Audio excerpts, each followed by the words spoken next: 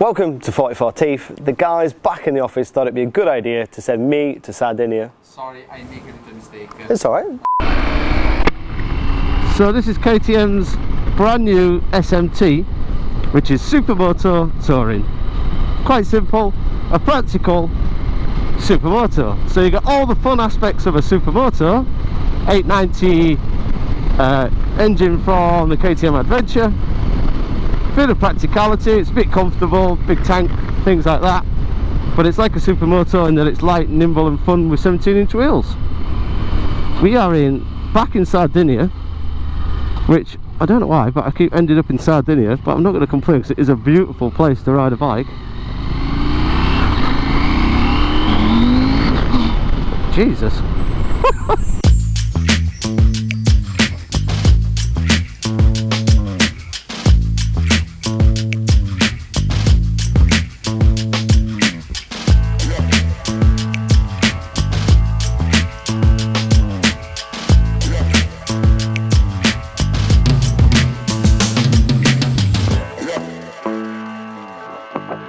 First impressions, very good.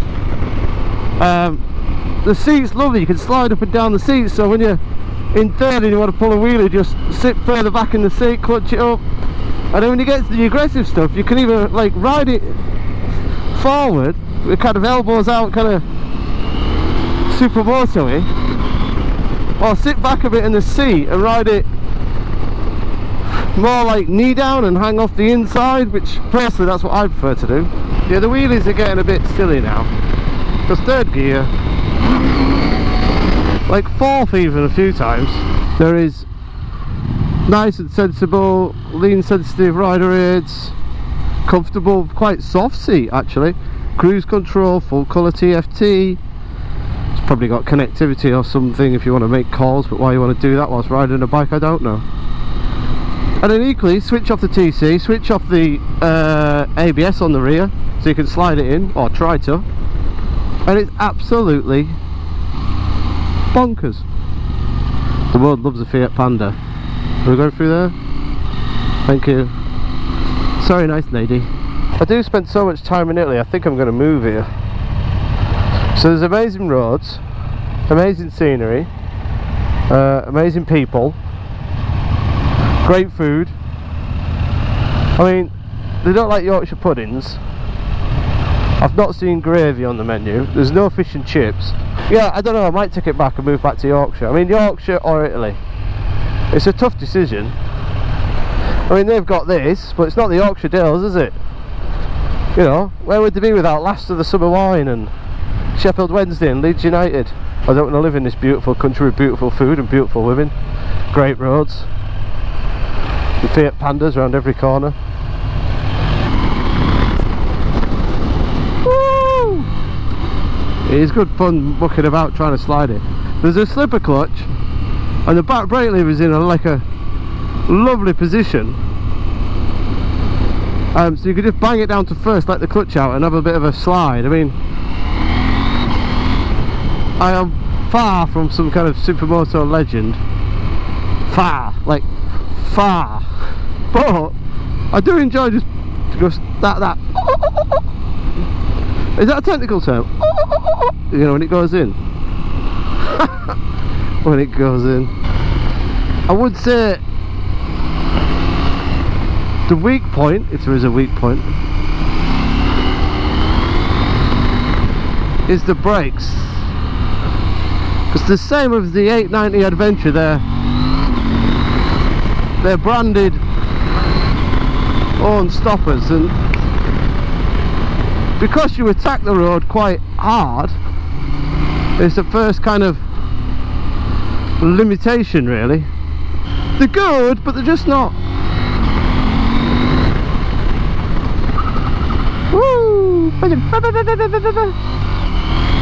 do like that noise, that. Anyway, she changes direction well. When you change direction, you got that sitting down like in between, so yeah, we definitely need to play with some preload. So as you can tell by all the black lines, we've got a bit of a Closed road, which is good. Turn the traction off. Got ABS on the front but none on the rear. What a day to be on the bike. There is a little problem with vision when you wheelie this bike, especially when you're 5'6". So just stopped, lunch stop. Brilliant roads here in Sardinia, and the KTM is so much fun. It's ridiculously comical how much fun this bike is. When you're going through town, it's nice and soft. It's comfortable. The seat is actually quite soft. The suspension's reasonably soft in standard settings, but we've just gone up into the sport setting, so you just change the manual suspension, and yeah, it's like a big comfy supermoto. It's so much fun, especially when you switch off the rider aids and just have pull wheelies, back it in or try to, and yeah, it is just so much fun. Oh, those bumps are horrendous. ABS kicking in everywhere.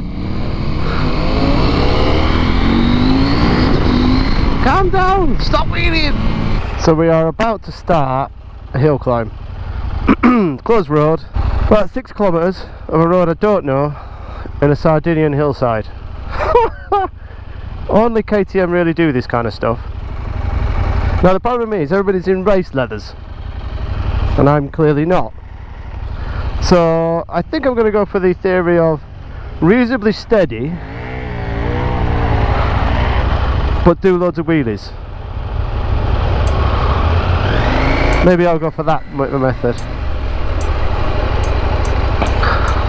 Spotlight, hot nights, glow red and stoplight. I slay, big swerve, big wheel, rich taste. I serve, line up for the looks that kill. So rich it can make you ill. Don't choke on the diamond pill. Cheap lines, get a gag like ill. Whoa, that's tight.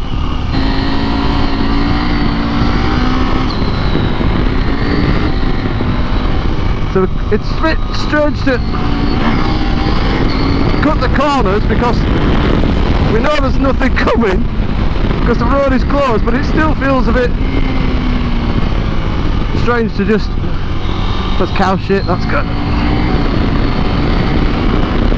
I really wish I'd have worn leathers. So that's the hill climb done. That's that behind us. Completely balmy, but kind of appreciate... Ah, thank you to the police. Grazie mille. Love it, Italian police. Just sat there, yeah, close the road, go crazy. Doesn't really matter. But yeah, it just shows how KTM love their bikes. I don't think I can remember a manufacturer closing a road and letting us go banzai up and down a hill climb. Oh, look at the views. Look at that, I need fuel though. Oh, what a place to ride a bike. Oh, concentrate. I don't know if this will stand up in court, but it is incredibly difficult to ride this bike legally. Like, as soon as you switch off the traction and the Supermoto ABS, so that you've got ABS on the front and no ABS on the back, it's just a big, comfortable, stupid Supermoto with loads of power. I mean, what were KTM thinking? You may as well just like buy this bike, then ride it to the nearest police station, hand over your license and say, I'm sorry, I've just bought an idiotic, stupid bike that will wheelie in the first 4 gears and I can back it in and it's comfortable. So here's my license. I'll see you probably in about a month's time in court. It is honestly so much fun and bonkers, yet you can put all the rider aids on and you've got cruise control.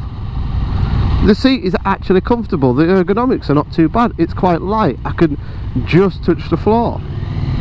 Yeah, alright, needs a bigger screen and a few other gadgets like that, but it is literally normal man going to work wearing a shirt and tie, and then on a weekend puts it around his head, takes loads of acid and gets absolutely smashed off his face. So if I give you a little bit of a history lesson, so Supermoto was really popular in the late 90s, early 2000s.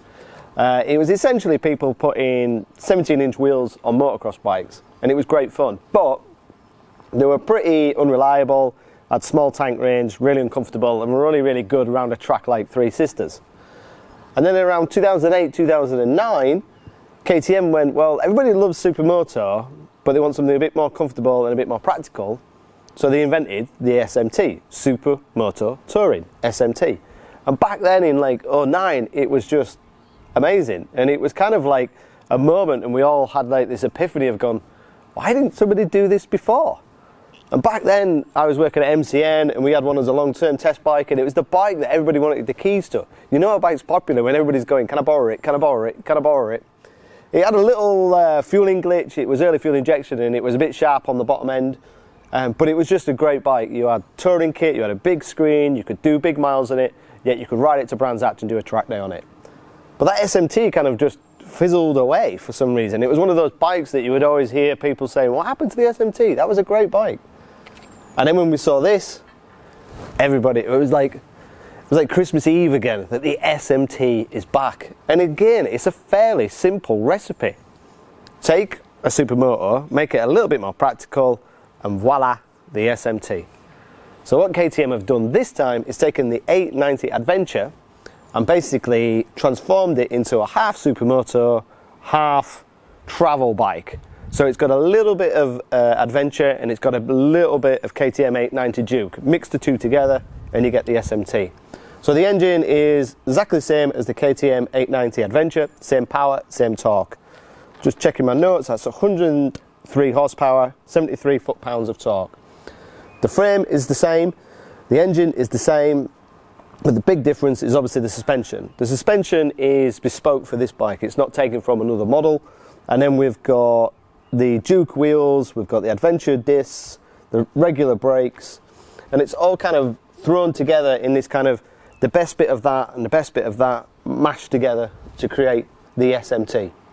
Fuel tank is obviously different because on the big 890 Adventure you've got the kind of the saddlebag 20 litre fuel tanks. This has got the fuel tank in a more conventional place, so it's like 15.5, just under 16 litres if I remember off the top of my head. And we've got an abundance of ride arrays like we have on the other models. So we've got lean sensitive ABS, lean sensitive traction control, as you'd expect, and a full colour TFT clocks. So today we've had the opportunity to ride this bike here in Sardinia, and Sardinia is an amazing place to ride a bike. I was here last week and the week before, and when I knew I was coming to ride the SMT here, I was salivating. This is going to be good. I had high expectations of this bike, and I knew the roads were going to be good, and thankfully it's delivered. This is such a fun bike. The original SMT in that 2009-2010 period was the same. You just had fun on it. You just pulled wheelies everywhere. You tried to back it in everywhere. Usually failed. But it was just fun. It was just a bike you just jumped on and had fun. And this is exactly what we have today.